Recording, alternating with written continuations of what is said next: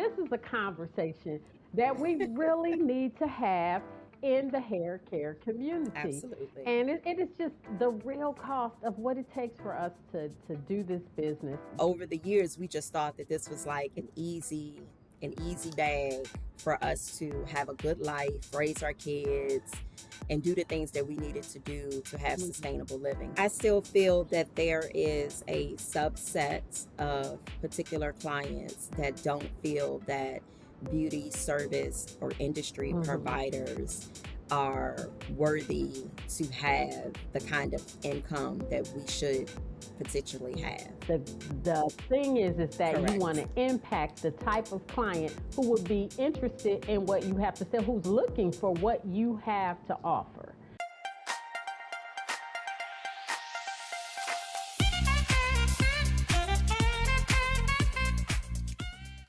Today, we are talking about the real cost of being a hair care professional. And I have a great guest with me today. Her name is Kristal Hall. She's also known as K Hall, and she is a certified trichologist, a board certified drugless practitioner, and master stylist. And she's based in Prince George's County, Maryland. Now, as the owner of Glamorous Styles Hair Studio and the founder of Complete Hair Solutions, she has spent more than 20 years helping clients restore their healthy hair and scalp wellness through a blend of trichology, holistic care, and education. Now, she's been featured in publications including Your Health Magazine and Sophisticate's Black Hair, and she is passionate about empowering communities through hair loss, education, wellness advocacy, and innovative hair restoration solutions. So help me welcome Miss Kristal Hall. Yay! How you doing, Kristal? I am so good, Stephanie. Thank you. What a I pleasure am to be so here glad you today. decided to be my guest because this is a conversation that we really need to have in the hair care community. Absolutely. And it is just the real cost of what it takes for us to do this business that I think clients don't understand, and that even a lot of hair care professionals don't understand. So the So I was getting ready to tag in there. I don't think that a lot of us knew that in the beginning when we yeah, started. yeah. Tell me more about it. Why do you say that? Well, I think when we were coming up in the 90s, for you, the 80s, Well, it doing was the hair, 90s this for was a me too. cash I'm gonna have to only. cut in, girl. I ain't that old. Okay. The 80s, I was still kind of beauty schoolish. I didn't really get going to the 90s, Okay. Beauty you know. schoolish. Okay, but Okay. that's just my All right. That's cool. And sensitivity. that's so fair. But I came up in the 90s as a shampoo Okay. tech, right? This was a cash Hmm. only business. Maybe paper checks, but predominantly cash Hmm. only business. Everything was operated with cash. You didn't see you didn't see the behind the scenes. You bought products with cash, clients paid Hmm. with cash. And over the years, we just thought that this was like an easy bag for us to have a good life, raise our kids, and do the things that we needed to do to have Hmm. sustainable living. But over the decades, things have just manifested into different ways. Um, and there's more cost to be lost. Definitely, definitely. Now, let me ask you Hmm. about, what do you think the clients really understand what it costs? And do you think, that they understand what it costs? Like the other day, you were talking to me about, just opening the doors, how much it costs for us to just open our doors. So I want you to, because I love that conversation that we had. So I want you to just expand Hmm. a little bit on that. So I've even overheard clients, not my clients, but maybe if I was in a nail salon at some point, I've overheard potential clients saying how they feel, well, they should make enough money if they seeing 10, 12 people a day and they're getting, Hmm. this is a long time ago, 50, $60 Right. a client.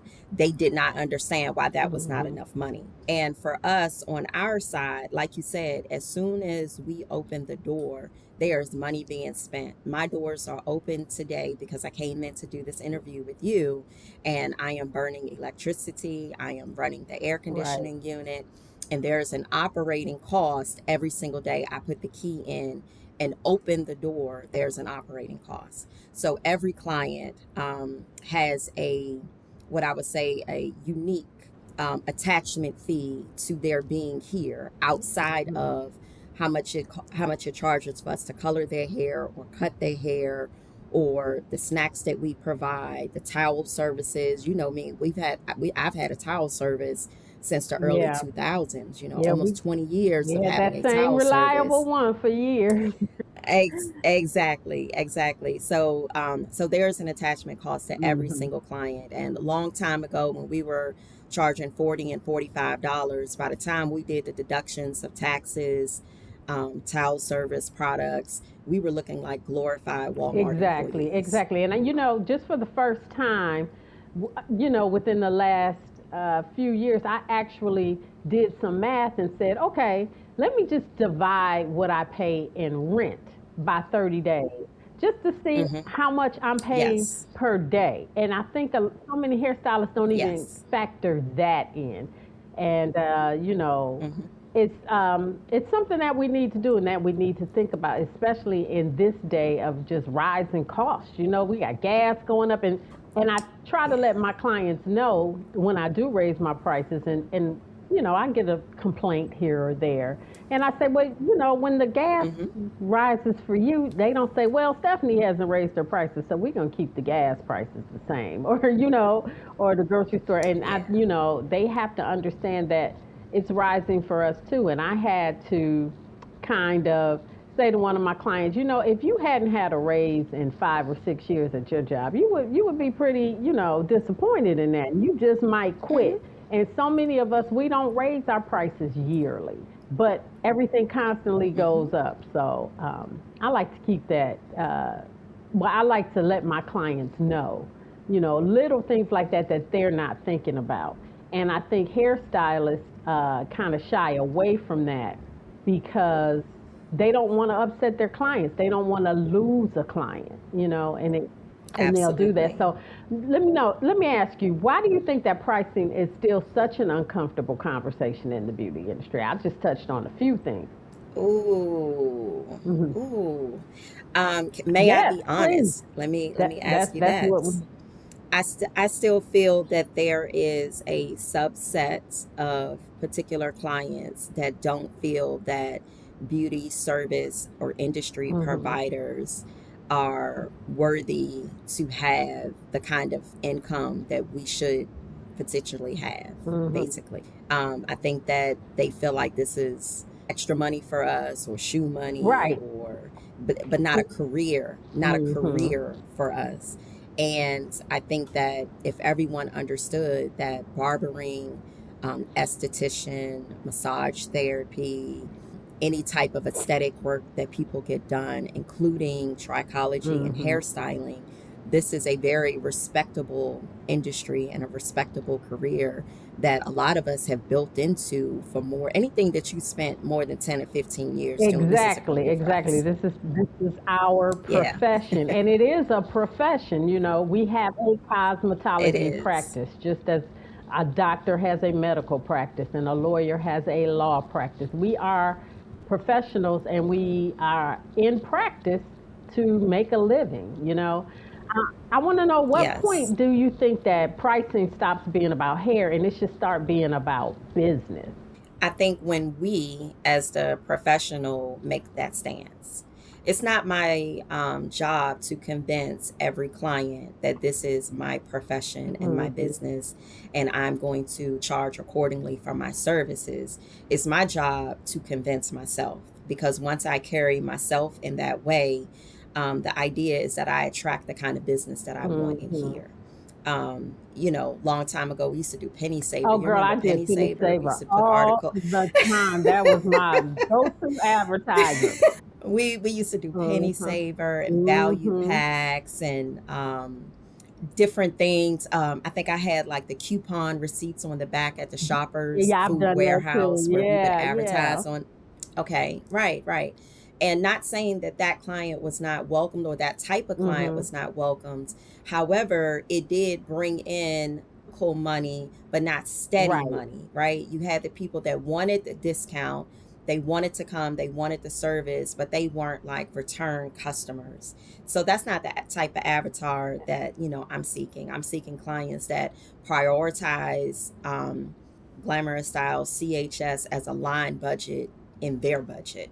It's already factored in that, okay, I got to get my hair done. We may have to tweak the dates or tweak the timing, but It is funny that you talk about, avatar, because I have an avatar for mhm, my business. And I think a lot of hair care professionals have no clue. mhm. Like, what is an avatar? Why should I have an avatar? I want you to talk to them about using an avatar. First of all, what is an avatar? Because I'm not going to answer all the questions here, but what is an avatar and why is it important for you to have an avatar when you are advertising your business? Correct. So for me, Avatar was introduced to me back in maybe 2016, Mm-hmm. 2015. And I had no idea what it meant, but it changed my idea of how I wanted to market my Mm-hmm. business to my potential people that I wanted to see. So, Avatar is basically the ideal client that you want to build a relationship and that you want to service, and that avatar that wants to be serviced by you. I've gotten so keen now that generally by a phone call or by a first interaction, I can automatically tell if this is going to work out in a really good Mm-hmm. relationship in both of our favor, where we're both benefiting. It's a reciprocal relationship. Or I can tell that this probably will not work out and I probably should divert away from this situation or potential client. So my avatars, are typically a certain age limit of clients that I want to work with, in a particular gainful employment type of field that has some Mm-hmm. flexibility, that are able to do just not evening appointments. You have some clients that just need the absolute last appointment in the evening. I want flexibility during the daytime so that we can reap the benefits of me being here during the day as well as the evening. So those are kind of some of the things that my avatar Right. So how includes. has you having an avatar, helped you with structuring your business? Because I know you kind of touched on it a little bit, but I think especially for newer stylists who might still not be quite getting a grasp of that avatar, like when do you use that avatar? Do you have a picture, a Oh, random? marketing. Okay, okay. Let Marketing. mhm, Even any AI generated pictures that I mhm. use, I'm with the intention that I'm trying to attract a certain type of Right, clientele. right. Instagram is really big as well. Making sure that your tiles and all your aesthetics are together. And there's an age bracket that looks for a particular Mhm. aesthetic for your Instagram. And that's not my avatar, right? My avatar is something completely different. But if I do any targeted boosting or targeted Mhm. marketing, I use those avatar attributes, things that they may be interested in, shows that they may Right, be right, interested in, the age right, bracket, right. So you know, all of those, you're not just throwing up details. random posts. You're just not, you are speaking directly to the Oh, no, no, customer that no. you want to attract, as opposed to trying Absolutely. to go viral. Right, right, right, Exactly.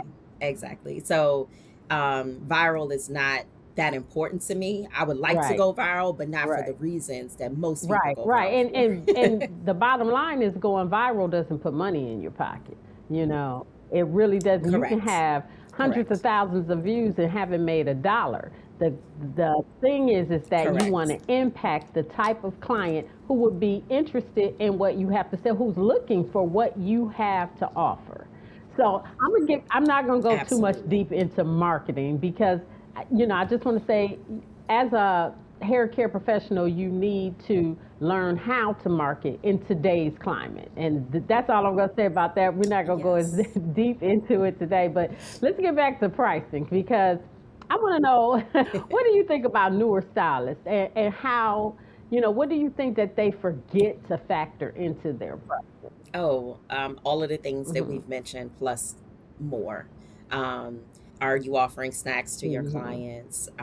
Processing Mm-hmm. fees for, and not just credit card terminals, right? Because people are processing payments through their phone, either via Cash App and or Zelle, Venmo, PayPal, all of those payment things. Even though it's a tap and go or QR code away, Mm-hmm. I still believe have some form of like merchant processing fees that are attached to Right. that, right? Those things are not being factored in. Time, are you really charging appropriately for the time that you spend with a Right. client? Another good gem or morsel that I learned probably 2.5 decades ago. Someone's asked me like, how much are you charging for your time? And I was like, well, what are you talking about? I charge this amount for this Mm-hmm. client. And when she divided it by Right. 60 minutes, I said, oh, Well, oh. I So, don't charge by now. I don't set my prices by how long it takes me to do something anymore. I charge by my okay. skill, where the level that I am. Mm-hmm. Uh, when you have been working for as long as I have, I'm an expert in my field. You pay a heart surgeon more than Mm-hmm. you're going to pay a general practitioner. Because they are more specialized. And so I Uh-huh. kind of got out of, how much am I making per hour? Because uh, that's not necessarily going to pay me what I'm worth. Not always. So, because I think I've had Mm-hmm. some services where I have, made over $100 and it took me maybe an hour and 15 minutes, or I've made, $200 but it didn't take me that long. And someone may think, well, that's a lot of money per hour, but it's not based on per hour. It's based on my skill and the fact that I can get you out fast because I have that skill. I think, we deserve to be paid a little bit more. What do you think? Should Absolutely. stylists be charging by the hour and factoring in how much they make an hour, or should they go by their skill? Because when you're new, your skill isn't as high. I think there's Okay. room for both. I think there's room for both. A new incoming stylist may be charging their rates of $1 per Mhm. minute, right? So we're looking at about Per sixty hour. dollars Mhm. per hour. I think if you break that into the 20 minutes that you spend with them at the shampoo bowl, the 15 minutes of prep work before they under the Mhm. dryer, and then the other 20 to 25 minutes in your chair, that is equivalent to how much time is spent with each Mhm. particular client. Give or take a little less or a little more, depending on the service and what you're Yeah. doing. But for a trained stylist or a trained Mhm. specialist, because now we're both moving into the Right. specialty Right. lane, right? That price can be $3 to $4 Yeah, per okay. minute, right? And then yes, you can definitely get up per Mhm. hour depending on the type of services that you're doing and if you're adding color and cutting and different Right. things like that. So I think it's Yeah. room for Yeah. both. Well, how much do you think that education and continued training should affect the pricing? Oh, absolutely. The same way people get certifications on their job, Mhm. they go to Mhm. training for Mhm. their job and they have expectations to get bumped up or to go to a Right. different level. I definitely believe that we have that same room, and I do mine proud. I have every Yes. certification available to see. My station in the back is outlined with my, certifications and Mhm. programs and all the things that I'm a part of, because I think it's important for not just new clients to see it, but my existing clients to Mhm. understand that I am not working or operating off of hair care knowledge from Right. 2001. I am still in the game. I was in a webinar Mhm. yesterday. I'm Right, still in the right, game. right. Because, Yep. I seem to think that, I was looking at some young stylists and talking to them, and I think sometimes they price more emotionally instead of being strategic about it, you know. Yeah, Oh, and it's like yes. we have to have some strategy behind how we structure our business. And so, Hmm. that's going to be the difference between charging for a hairstyle versus charging for that expertise. So. Absolutely. It's a stylist here. I'm Mhm. not going to name his name, but I went to a class of his a Uh-huh. while ago. he was saying that, everybody in the class wanted to know, well, how much do you charge for your weaves? How much do you charge for your weaves? And I think you've even called and Yes, asked we me, had that how talk. much do, where are my price Right. settings at, right? And what he said was, why in the world would I allow for my clients to spend $300 and $400 on hair from a company and or Mhm. person who does not look like me? They didn't keep the dollar with Mhm. us. They purchased the hair someplace else, and then they want me to install it for $125. Absolutely not. You will not pay more for Right. the hair than what you will pay for It's me like to let the install hair it. install it then, you know. Yeah, let the hair install itself. Which is more important. Exactly, exactly. And I think for a silk press to be with him, I think he only takes one appointment Wow. a day. I honestly feel like he's at about 650 for a silk press. But you're paying for and his Mhm. expertise for one. You're paying for dedicated service because he doesn't take any other clients that day. And you're paying for an entire experience when Right. you go in there. And his clients are fine with it. He's happy with his Mhm. prices, and his And, clients and are that's paying all that for it. matters. Is like if your clients are willing to pay that, Yeah, that's fine. Now, have you ever had a exactly. client that made you feel guilty about your pricing? Of course, early on. Of course, early on, especially getting into Mhm. trichology and, definitely seeing how much the price differentiated from current like Mhm. hairstyling prices. It was definitely, something different because my existing clients, were kind of used to one thing, Mhm. right? And then this whole world of trichology and, hair care on a different level was a new introduction to my existing clientele and new Mhm. clients. So, it was kind of gawking at first, Mhm. like, oh my gosh, let me clench Right. my pearls. But I've gotten very comfortable with my position, and I've just understood that this may not be for Right. everyone, and that's okay. I've introduced many modalities and different ways to pay for it, to Mhm. manage it, to make it easier, better. And if they want to, partake on that, they can. But I totally understand if this is not the Right, lane for and them. we're always going to have some of those people out there. I'm not going to say clients because they wouldn't be a client of mine, but they want to compare. They want to Right. compare the salon pricing like they're shopping for groceries. Like, where can I get, the cheapest hairstyle? Yeah. And I think, you're gonna have different sets of clients, different sets of customers, and Yes. it's all about what do you want because I think especially for young stylists, they don't realize how much they can burn out trying, you know, compete, and then Mm-hmm. they'll end up quitting because there's so many people that you and I both went to cosmetology school with that no longer practice hair care. You know, they've gotten completely out, and Correct. I think that's how you get burnt out. Is just trying to keep up with the masses. Absolutely. Yeah. You ever had any work done in your house before with like a Oh yeah, of contractor? course. Okay. So one of my contractors, when I first like opened Mhm. this space up, I think he like did like a little Mhm. diagram on a paper, and he said it can be cheap and it Right. might look nice, but it's not going to be Mhm. good work. Mhm.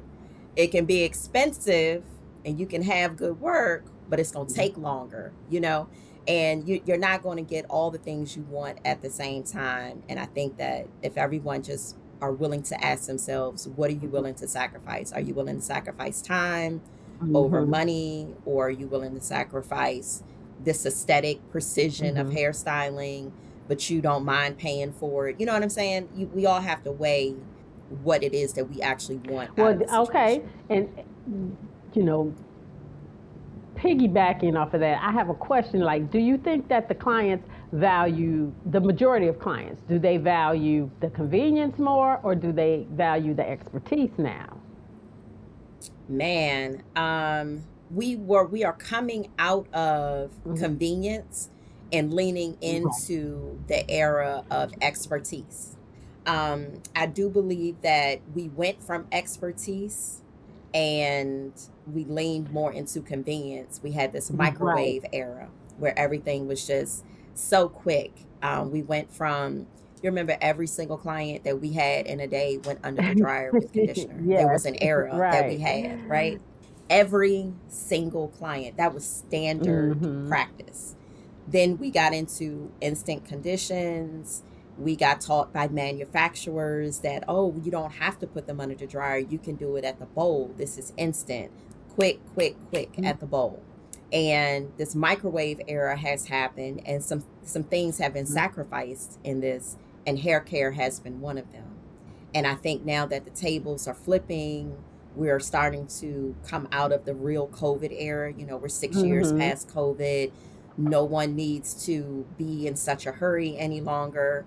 And I think the tables are now shifting back to more hair care driven work. And whatever time that takes, whatever modalities that need to be put in place with that, techs and clients are leaning. Yeah, and what we have to do is we have to get the new school, the new kids to understand hair care more, and they come out here and they're so relying on the convenience and the convenience hairstyles, the things where you don't have to comb your hair, or you know, the client always say, I want something where I don't have to do anything. Well, when you don't have to do anything to your hair, 9 times out of 10, that's going to be very damaging to your hair.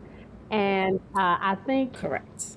they are not talking, they don't know about hair care themselves, the newbies, and they aren't talking to their clients about hair care because they're not educated. So tell me about what you have done over the years, because I know where you are with the Tricology. You and I, once I got to, you know, the DC area, we came up together. But I want you to tell me about some of the things that you've invested in as far as education with your business, and why you've gotten so far, because I know it's because I'm talking for you. I'm trying not to do that. I know it's because you have invested in your business by investing in your expertise. So I want you to tell us about some of the different programs and certifications and things that you have done over the year to take your business to where it is now, and why is that important? Oh, wow. So thank you. I'm gonna say maybe, you know, early on there were always like manufacturer driven classes. So whatever manufacturing products we were using, there were always classes that were given to us that did product education as well as new styling techniques. So that is something that's always been in the bag the entire career. Then I got into Trichology, and yes, I decided to go back and level up Right. education wise, and joined a couple institutions to learn more about trichology. I'm currently part of WTS, which is the World Trichology Society, and I take some updated classes with them. And then you had the holistic hair care course that I took with you back during the pandemic, that just really opened my eyes to education about products and how products mix together. How could I use them here in the clinic? What could be, you know, beneficial to incorporate into what I was already exposed to and what I was already doing.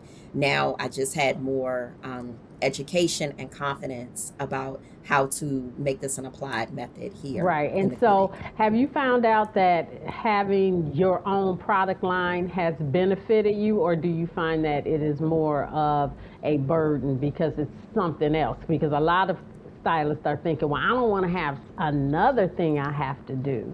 You know, I spend enough time here. Tell me. Do I regret it? No. Other times, does it feel burdening? Yes, because I wear many hats.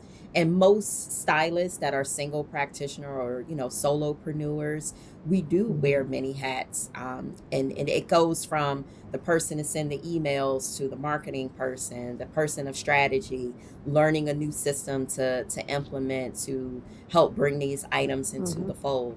But I do not regret ever learning about it and being able to understand, so that when I have these calls with, you know, chemists, or when I have these discussions with manufacturers and different things like that, I have an understanding of what it is I'm looking for. I have an understanding of what it is they're trying to explain to me and tell me. And the burden of it is that it's not the product line. It's like you just don't have enough money to move as fast as you want to get what you Right. want quicker. that's the true burdening of the Yeah, and situation. I can, a thing for me was making those hires. I think a lot of, especially solopreneurs and in this industry, we Hmm. we're like, I can do it myself, not realizing, okay, if I take out a moment and I maybe pay just a PA, a personal assistant, $20 an hour, 5 hours a week, how much of a Hmm. difference that can make in your business. I know, and especially in the hair care industry, we always think about, oh, a shampoo girl, another stylist, but there's a whole nother wing to what we do. And you'd be amazed Absolutely. getting those 5 hours back, how much you can um, get accomplished just because you got those 5 hours freed up. And so just Hmm. having a PA to go and shop for the hair care supplies. If you have to, have somebody go to the beauty supply because you're going to need shampoo, you're going to need, Hmm. supplies.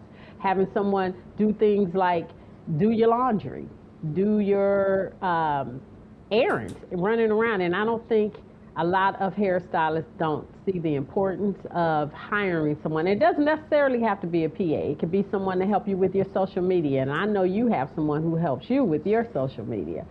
But do you do, right? So I Okay. used to. I used to. I had a company that I worked with probably the first 3.5 years of the Uh-huh. pandemic. And then I kind of, just took it back Right. over, strategy reasons. I just, took it back over. But um, you do You need do. another person You do. at the end of the day. I'm looking for like an editor now, so I don't have to do that because I hate that. I hate editing. I don't mind filming, but I hate editing. So I'm looking for an Uh-huh. editor to maybe help me Hmm. out with that. But there's so many parts of the business that we need taken care of where we can hire someone to do it, and we're thinking, oh, I spend enough money, but you can't look at it like that. You have to look at it as I am using this money so that I can make more money to free up my time. So I just wanted to put that out there for Absolutely. those hairstylists who have been hesitant, and you burning yourself out because you're doing all the work. Hmm. Now, I want Correct. to know, have you noticed if stylists have been waking up more to the importance of profitability, or do you think they're just working, let me get this bag so I can go get um, these shoes I want, or this purse that I want, or, go on this trip that I want, and not really being aware of the importance of profitability and investing back into your business? So I think that question is going to be Hmm. answered differently by different people, and I think that is based on your personal exposure. My personal exposure is very kin to the relationship I have with you. All Hmm. of my industry professionals are Hmm. seasoned. They have businesses and or salons. They have a Hmm. priority to remain professional, keep customer service at the forefront. That's my Right. exposure. If I let my timeline on any social media dictate that, then it would be the stark opposite of Hmm. that. Because the posts that I see, or the skits, let me say skits, the skits and posts that Hmm. I see, say everything else but what I Right, just right, mentioned, right. It's right? crazy. You look at some of the stuff and I'm like, It okay, is. yeah, that's Yeah, not for me. yeah. But we've been around for a minute. That part. Okay, now before we wrap this up, because I just realized I'm like, okay, we've been talking for a little while here, and I don't want to, keep everybody too long. But I'm going to give you some well, I'm not going to say rapid fire questions, but I'm going to ask you some last questions just about you. And, don't take too long, but Okay. I just want you to, give us your insight. So the first one is, what was one of your Okay. biggest lessons around pricing? My biggest lesson around pricing: charge it. Charge it to the game. You got to expand on that Charge one. it to You the just game. like charge it. Hey, come on now. Come on.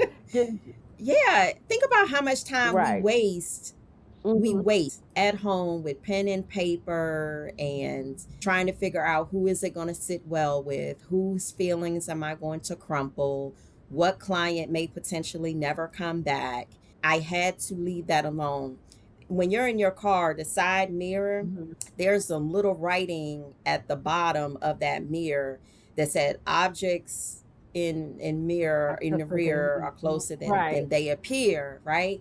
I can't keep turning around trying to see what's behind me. I'm gonna miss what's in front of me. I had to understand that COLA, cost of living increase, is applicable to Right, everyone, right? Some jobs don't get it, some careers or subsects or private industries, it's automatic right. for them.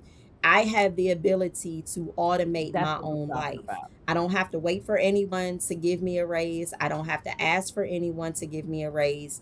I just have to understand that I'm entitled to a cost of living increase every single year. And I charge Mhm. it to the game. If you like what I do, you like who I am, you like what I'm offering here, then I'll see you Right, next week. right. Is there a moment where you was just like, I can't keep charging these prices? Like, was there a pivotal moment back in your career where you're like, I'm gonna raise these prices when I raise them, and that's gonna be that? COVID. COVID, Okay, all COVID, right. Tell me about that. COVID. Absolutely. Absolutely. I think COVID was instrumental for a lot of people. It gave us a really good time to just sit with what we had been doing the 20 years or 15 years prior to that. And we were introduced to an era where our whole world was kind of flipped Mhm. upside down. And, I went mobile. I had mobile offerings during Hmm. that time, but a lot of people was just, in the house and really sitting with what was going on and how it was happening. But when we reopened things, we saw them prices for gloves and Woo. masks and, Right. having to introduce not having but one person per hour so that no one could be in here in the same space, to cut down on contact tracing, all of those things. It just opened my eyes up to just a different arena of looking at my prices and understanding and Hmm. Hmm. scaling Well, what, differently. in your opinion, what has changed the most in the beauty industry since you first started? And I'm not even going to say beauty because that can mean cosmetics, but I just specifically hair care. What do you think has changed the most since since we first Oh, started? hair Since those care. '90s. I'm gonna go with the turn of the natural era, Mm, circa yeah, yeah, 2009. Yeah.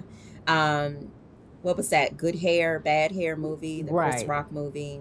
Everybody watched it. A lot of people, majority of the people was like, "Oh, I don't want no more creamy crack Hmm. anymore. I want to, wear my hair natural." And a lot of people thought they was gonna come out looking like Tracy Ellen Ross at the end of the day with these beautiful Right, with these like beautiful, cascading curls and different right. things like that. And and they played around Hmm. with it probably till about While 2012ish, ripping their hair, but that's 2013. another story. But go ahead. Right. Because I think that a lot of people understood that this is time. This is time I Right. don't have time to shampoo, time to dry it, time to stretch it Hmm. out or whatever. They didn't want to pay the Hmm. professionals to do it because now we had to charge Hmm. more for those types of services. This wasn't a quick, relaxed head of hair that we roll a wrap and put under the dryer for an hour and Right. 15 minutes. This was more laborious manual Hmm. labor on our side, and we had to charge according for Yeah. that. So that whole shift kind of shifted us into where we are with the lack of hair care and the microwave, set it and Hmm. forget it, the wig usage, the braid downs, the crochet styles for 8 to 10 Hmm. weeks.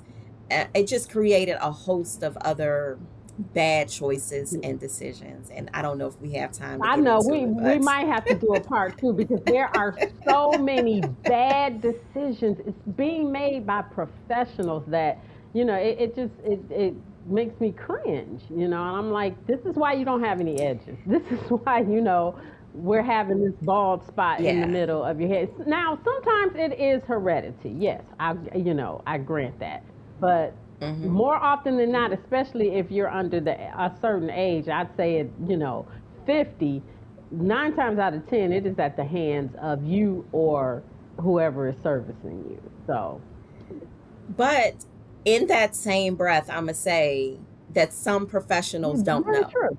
And if you don't know, you're not going to know until Right. you know. And I don't think that every single professional has been intentional to induce hair Mm-hmm. loss. I do believe that some people don't know that they're introducing or Exactly. And exasperating that comes hair from not loss. understanding ingredients, not knowing how to read the back of something, and not knowing how to craft things to counteract some of the products that we have to use, which is something that you and I can do very well. So, Yes. so I'm not going to go, because Yes. I can go off to the left on being educated on ingredients and what you're putting on your client and knowing, and Uh-huh. I know you can too. You know what? Before we close out, I just want you to let all the professionals know why is it important, because you are like the trichologist that I trust the most.